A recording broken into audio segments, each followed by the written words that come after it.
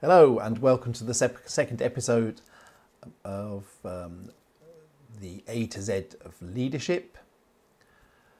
And today we come to the letter B, and B is for balance. The term work-life balance came into use in the 1970s and 80s. As stressed baby boomers strove to achieve a balance between career, family and other areas of their lives.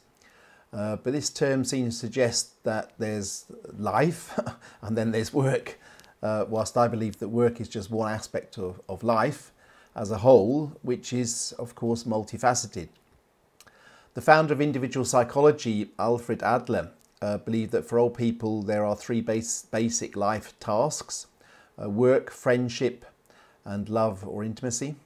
The work task is realised when one's work is both meaningful and satisfying. The friendship task is achieved through satisfying and relationships with others. And the love or intimacy task is addressed by learning to love oneself as well as another. I use a three-legged stool as an analogy for these life tasks. It's easy to keep one's balance on a three-legged stool, right?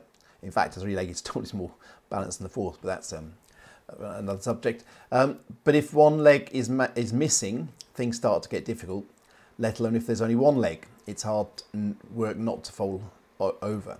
I've personally knew two managers for whom this unfortunately ended tragically, and several that have sacrificed their marriages and or health, physical or mental, for their careers.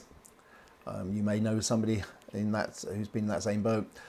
Now, actually, contemporary Adlerian theorists have outlined three additional tasks, suggesting a need to master the recreational and spiritual tasks of life, as well as the task of parenting and family.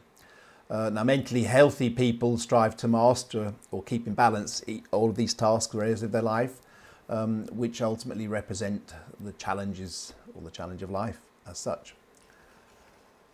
Now, millennials appear more interested to finding a career path that will support their lifestyle, which in this context means their life outside of work.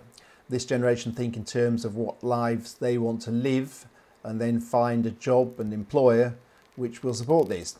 This is the opposite of the more traditional approach, of course, of finding a job and then building a life around what that job's hours, income and other factors permit. I don't think either approach is necessarily right or wrong, but I do believe that if you can find a job which is a vocation, then work is not just the means to an end.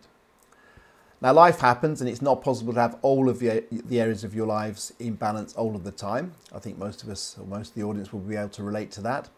But it is important to find fulfillment in all areas of life over time.